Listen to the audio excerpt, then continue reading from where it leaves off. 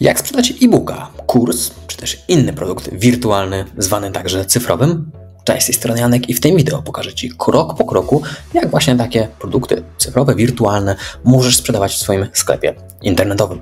Na potrzeby tego poradnika zakładam, że oczywiście masz już sklep internetowy oparty właśnie na WordPress, WooCommerce i masz swój e-book. Jeżeli jeszcze swojego e-booka nie masz, to zobacz moje poprzednie wideo, w którym pokazałem właśnie, jak takiego e-booka możesz stworzyć, dostosować wszelkiego rodzaju szablony i tak dalej.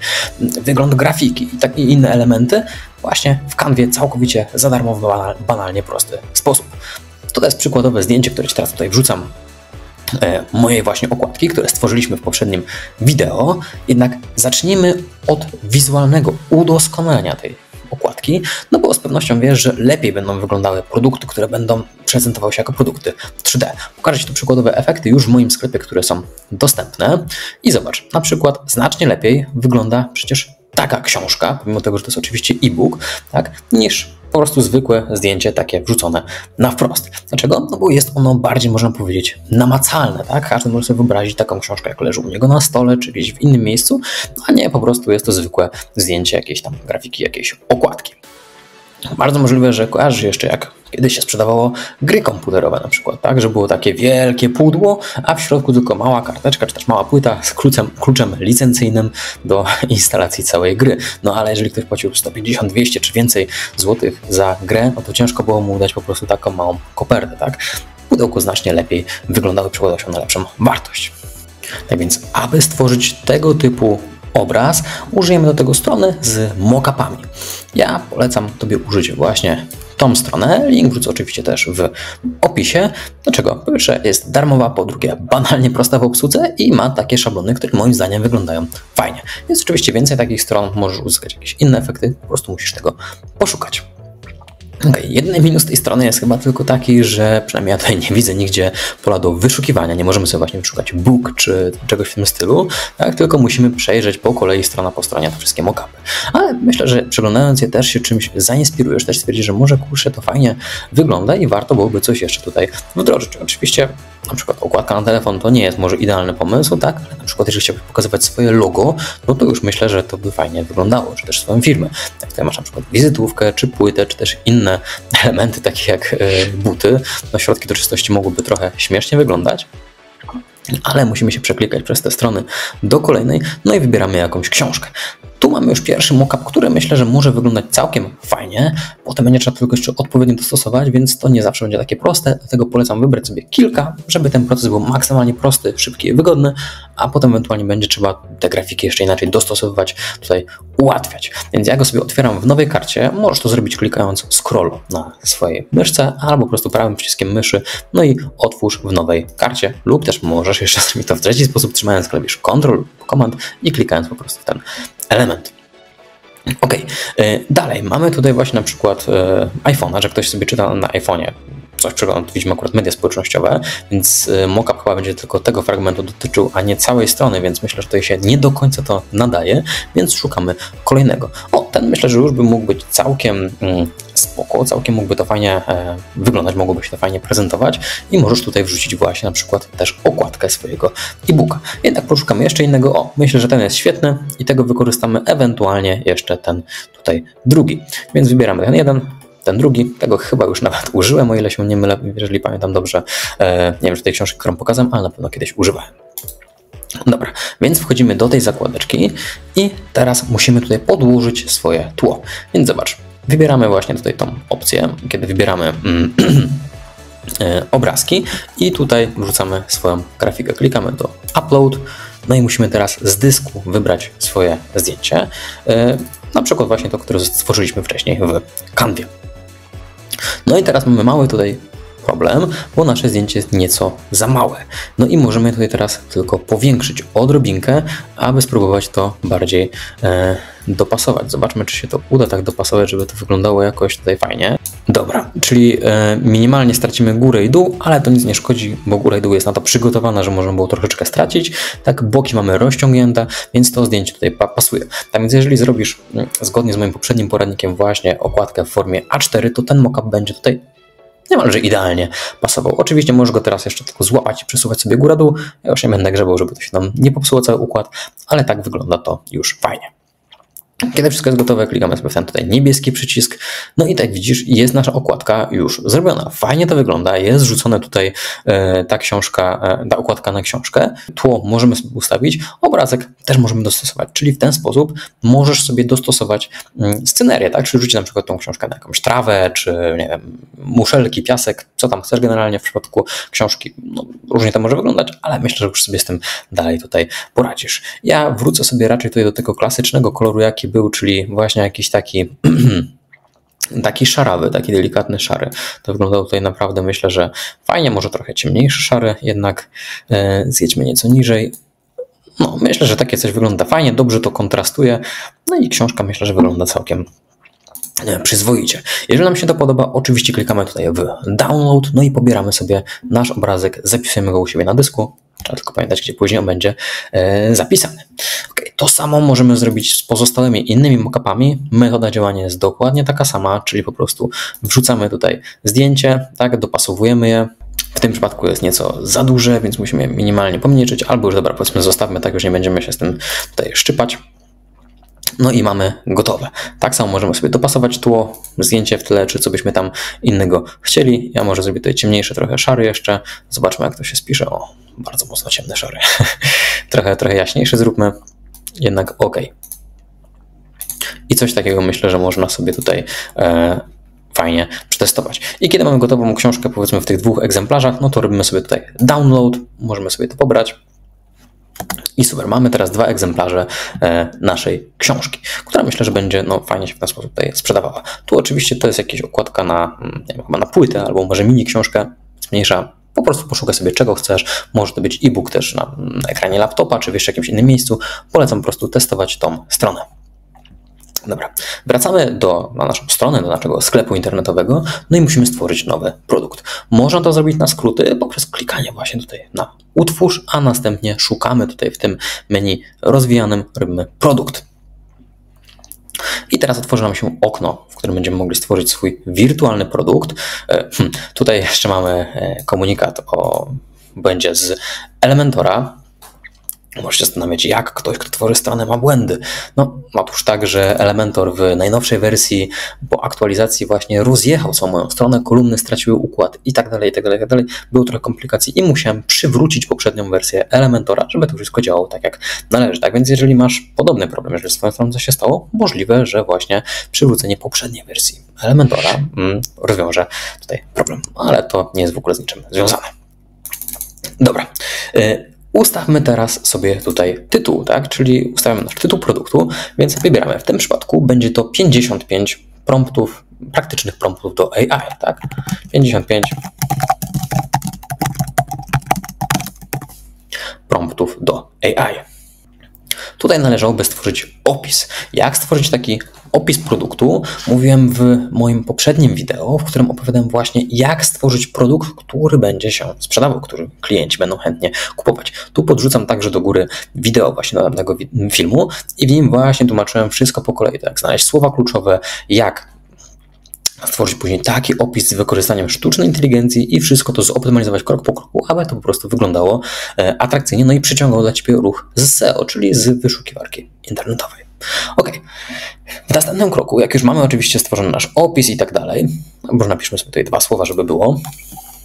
To jest e-book z praktycznymi, przydatnymi poleceniami do czatów opartych na sztucznej inteligencji, takich jak, i to już napiszę ręcznie, bo często tutaj później się ChatGPT się dziwnie rozjeżdża, mamy ChatGPT, Cloud AI, powiedzmy zróbmy tutaj Hugging Chat,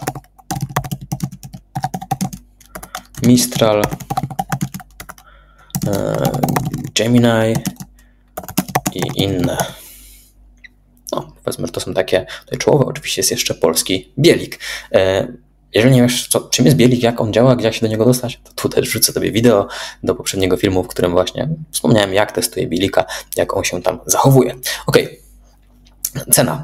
Cena oczywiście musimy odpowiednio wycenić nasz produkt. Ja informując w przedsprzedaży o moim kursie AI, wyceniłem tego e-booka na 110 zł.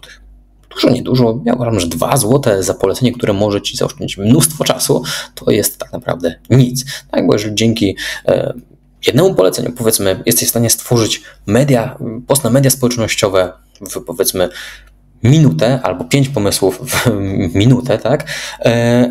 A normalnie te wszystkie rzeczy by się tworzyły przez godzinę, 2 czy ileś, no to te 2 zł jest tutaj praktycznie żadnym wydatkiem. Tak więc tutaj wpisuję, powiedzmy, cenę tą 110 zł, taką jak ustaliłem.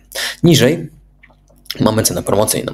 Przy cenie promocyjnej, ustalając ceny promocyjne, warto pamiętać, tak jak tutaj także widzisz, o dyrektywie Omnibus, czyli to jest ta dyrektywa, która wymusza na sklepach internetowych, a także stacjonarnych, aby najniższa cena sprzed 30 dni była widoczna przy cenie produktu.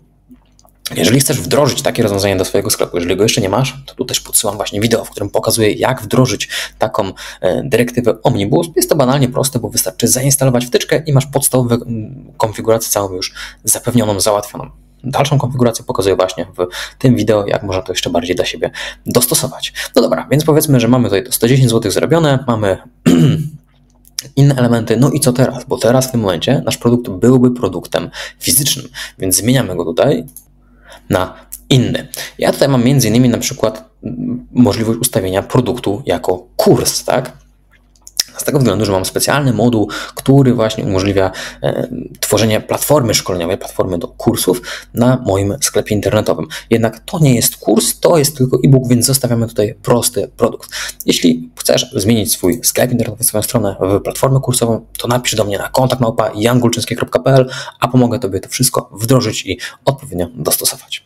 Aby produkt był produktem wirtualnym, zaznaczamy tutaj ten checkbox. I można powiedzieć, że poniekąd zaznaczenie tego pola zwalnia nas tutaj z opcji wysyłki. Jednak aby w pełni ten produkt był wirtualny, nie tylko takim, powiedzmy, że ktoś Ci wpłaca 5 dych i tyle, to tu trzeba zaznaczyć jeszcze jedno to pole właśnie tutaj do pobrania.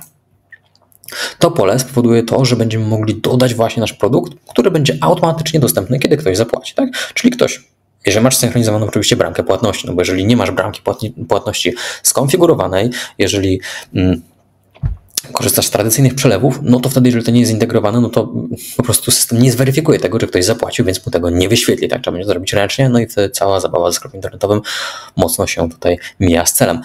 No i produktami wirtualnymi. Tak więc jeżeli masz skonfigurowaną bramkę płatności i wszystko inne, to w momencie, kiedy ktoś zapłaci na przykład blikiem, to automatycznie wyskoczą mu linki do pobrania. Więc wszystko może działać tutaj na autopilocie. Myślę, że jest to świetne rozwiązanie. Teraz zjeżdżamy trochę niżej i pod tą właśnie tutaj informacją o dyrektywie Omnibus mamy możliwość właśnie dodawania naszego produktu. Jeśli nie masz tej dyrektywy Omnibus, no to tutaj domyślnie to będzie właśnie w tym miejscu, już tutaj trochę wyżej od razu będzie to widoczne, jednak tak wspomniałem, no trzeba mieć tę dyrektywę Omnibus wdrożoną, więc lepiej to zrób, aby nie było później jakichś tam problemów u Ciebie na sklepie. No dobra, i co teraz robimy? Tutaj możemy zrobić właśnie dodaj pliki. Klikamy sobie w ten przycisk i tutaj musimy go jakoś nazwać, czyli jak chcemy, aby ktoś widział ten plik, powiedzmy po zapisaniu, tak? Aby jak ma się on wyświetlać. No więc w tym przypadku będzie to dokładnie to samo, co w tytule, więc po prostu skopiujmy sobie tutaj ten tytuł i wracamy na dół i wklejamy dokładnie tą samą nazwę w to miejsce. Oczywiście Ty możesz go nazwać inaczej. Dalej mamy adres URL pliku. No i tutaj możesz wkleić ten adres na przykład do swojego dysku Google, tak? Jeżeli chcesz, to może być to właśnie na dysku Google, czy jakieś inne miejsce ukryte gdziekolwiek, ale możesz także wrzucić to do siebie. Jeżeli wrzucisz to właśnie na swój serwer, na swoją stronę internetową, to wtedy nie będą miały do niego dostępu osoby postronne, tylko właśnie osoby, które mają tutaj uprawnienia, które zakupiły ten produkt. Tak więc polecam właśnie zrobić tutaj, wybierz plik i tutaj musisz wrzucić swój dokument. W tym przypadku będzie to właśnie PDF. Tak? Kiedy go tutaj wrzucimy, to wtedy możemy go, no po prostu będzie dostępny do pobrania. Ja tutaj wrzucę na przykładu nasze mock-upy, które wygenerowaliśmy przed chwilką. Będzie jeden mock-up i drugi mock-up. Zaraz jeszcze dodam drugi. One chwileczkę tu mogą się ładować i w momencie, kiedy obrazki się już załadują, pamiętaj koniecznie, aby je odpowiednio zoptymalizować pod wyszukiwarki internetowe. Tak? Czyli w momencie, kiedy ten obrazek jest już dodany, za chwilkę powinien być widoczny, to tutaj z boku pamiętaj, aby dodać jego atrybut alt, czyli tekst alternatywny.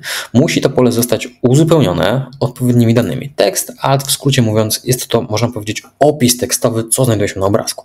Wiem, że dzisiaj AI już naprawdę bardzo dobrze rozumie to, co się znajduje na obrazkach, niemniej jednak nadal ten tekst alternatywny ma nadal jakieś tam jeszcze znaczenie. Kiedyś pomagał on także osobom niedowidzącym w zrozumieniu, co się znajduje na stronie, bo kiedy, powiedzmy, ktoś z wadą wzroku najeżdżał na taki obraz, to było mu czytane, mówione to, co jest właśnie w tym parametrze, tak? Czyli w tym przypadku można tutaj napisać na przykład e-book 55 promptów, praktycznych promptów do AI, tak? Albo okładka e-booka. E-book 55 praktycznych promptów do sztucznej inteligencji. Powiedzmy, że coś w tym stylu jest już ok. To samo oczywiście trzeba byłoby zrobić do drugiego naszego obrazka, ale my wrzućmy tutaj tylko ten jeden. Oczywiście w tym miejscu, to co Ci teraz pokazuję, nie wrzucaj tutaj zdjęcia, tylko właśnie plik zawartości e-booka, tak? Bo to będzie plik nasz do pobrania, a nie okładka, więc to ustawimy w innym miejscu. Jeśli chcesz dodać więcej produktów, bo na przykład oferujesz jakiś zestaw, tak? W jednym miejscu jest zestaw 5 e-booków czy czegoś w tym stylu, to po prostu dodaj w ten sam sposób kolejne pliki. Teraz pozostało nam jeszcze skonfigurowanie naszego produktu. I mamy tu kilka istotnych elementów. Między innymi mamy tu właśnie coś takiego jak obrazek produktu. Klikamy w to pole i tu możemy wybrać dostępne elementy z naszej galerii. Ja już wrzuciłem te wcześniej zdjęcia, więc wybierzmy sobie to, powiedzmy. I to będzie nasza okładka numer 1, ale jako galeria produktu dodamy jeszcze to drugie zdjęcie, czyli powiedzmy to. Ono nie ma tutaj opisu, trzeba go za chwilkę też uzupełnić, więc pamiętaj o tym, aby te opisy były pouzupełniane. No dobra, mamy dodane już 2 zdjęcia naszej książki, mamy dodane tytuły, opis, mam nadzieję, że też sobie stworzysz, no i dalej musimy jeszcze tutaj przypisać go odpowiednio do kategorii. Ja mam kategorie tylko 2, więc wybieram sobie właśnie e-booki, w zasadzie 3, no bo jeszcze jest bez kategorii, no ale to jest bez sensu. Zrobimy e-booki albo kursy. Tu będzie e-book, więc kategoria e-book jest zaznaczona. Tu możesz stworzyć nową kategorię. Pamiętaj, aby stworzyć je w taki sposób, aby był porządek na stronie, żeby nie było bałaganu. No i tagi produktów, tak? Tutaj możemy dopasować odpowiednio tagi, jakie będą tutaj nam pasowały, czyli w tym przypadku moim mogłoby to być właśnie na przykład AI. Powiedzmy, że byłoby to tutaj odpowiednim tagiem, tak? Bo moje poradniki, moje kursy będą dotyczyły albo sztucznej inteligencji, albo tworzenia stron WordPressa, raczej czegoś w tym stylu, więc wtedy takie tagi mogą pomóc się temu kojarzyć w odpowiedni sposób. Tak? Kiedy ktoś kliknie w tag AI, może trafić na kursy tylko związane z AI. Jeżeli ktoś kliknie tylko WordPress, no to będzie miał kojarzone tagi z WordPressem. Oczywiście z czasem myślę, że też warto zamienić tagi na kategorie, czyli w tym przypadku można by to było połączyć w jeszcze inny sposób, ale za dużo gmatwania. Tagi, najprościej mówiąc, łączą wszystkie produkty w jedno miejsce. Czyli trzymając się tego przykładu, mogę mieć e-book, który jest o sztucznej inteligencji i mogę mieć kurs o sztucznej inteligencji. Więc teraz zobacz, ciężko byłoby te produkty połączyć razem w jednej kategorii, no bo jak połączyć e-book i kurs, tak? Trzeba było stworzyć jeszcze jedną kategorię e-booki i kursy, tak? Które byłoby trochę bez sensu, bo potem trzeba by to samo zrobić dla innej kategorii i jeszcze innej. Więc w tym momencie taki tag AI będzie mógł to wszystko połączyć, tak? Czyli jeżeli oznaczymy e-book tagiem AI i oznaczymy powiedzmy kurs tagiem AI, to ktoś wchodząc w ten tag zobaczy wszystkie produkty przypisane do tego tagu. Czyli na przykład, gdybym stworzył jeszcze inną kategorię z produktami fizycznymi, byłby to na przykład kubki, na których byłby robot albo napisane, nie wiem, I love AI, tak? I też bym go oznaczył tagiem AI, to on również będzie widoczny, pomimo tego, że tutaj oczywiście byłby on wtedy przypisany do kategorii na przykład gadżety reklamowe czy coś w tym stylu, tak? Na pewno nie byłby w żadnej z tych 2 dostępnych kategorii. Mam nadzieję, że to jest jasne. Jeżeli nie, to śmiało zadaj pytanie w komentarzu. Ok, i w tym momencie mamy już wszystko ustawione. Potem to już wszystkie inne, te pozostałe opcje, które tutaj widzisz, to już są zależne od tego, jakie masz zainstalowane wtyczki, czy na przykład cache, czy Lightspeed Cache, który odpowiada za cache'owanie, przyspieszanie strony i tak dalej. Dalej tutaj masz do linków wewnętrznych, czyli coś też niezwykle ważnego na stronie, jeżeli chodzi o SEO, czyli o pozycjonowanie. Jeżeli chcesz poznać więcej informacji na ten temat, jak działa właśnie ta wtyczka, czym ona jest i tak dalej, to tu też podrzucę do niej link. Myślę, że warto się tym zainteresować, prowadząc bloga, robiąc produkty i tak dalej, bo ona odpowiada za automatyczne linkowanie wewnętrzne. No i oczywiście, jeżeli już robimy produkty i chcemy je optymalizować pod SEO, chcemy ściągać ten ruch wyszukiwarki, warto mieć jakąś wtyczkę, która nam w tym pomoże. Ja polecam dwie: Yoast SEO albo RankMath SEO. Oczywiście poradniki z nimi związane również znajdziesz u mnie na kanale. Tak więc to tyle. Nasz produkt jest już gotowy. Sprawdźmy, czy będzie on widoczny w sklepie. Musimy go oczywiście tutaj opublikować, więc klikamy opublikuj. Czekamy chwilkę. Oczywiście ten produkt nie jest dopracowany. Jak widzisz, chociażby tu jest komunikat o SEO, że jeszcze wypadałoby je poprawić, a w zasadzie uzupełnić parametry i opis i tak dalej. Parę rzeczy jeszcze trzeba byłoby tutaj zrobić, ale nasz produkt jest już widoczny. Tutaj mamy link do naszego produktu. Możemy w niego od razu kliknąć, aby go od razu zobaczyć. I w ten sposób możemy zobaczyć naszą książkę. Mamy galerię produktów, mamy 2 zdjęcia, więc wszystko fajnie, wszystko się zgadza. Opis się zgadza, ten, który zrobiliśmy. Podobne produkty, czyli w zasadzie te, które tam mam gdzieś wyświetlone, są ok.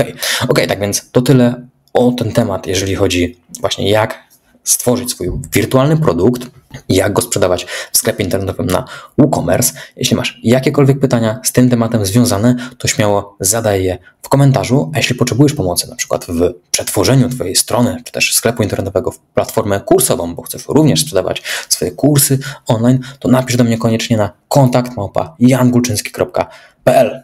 Do zobaczenia w kolejnym wideo. Cześć!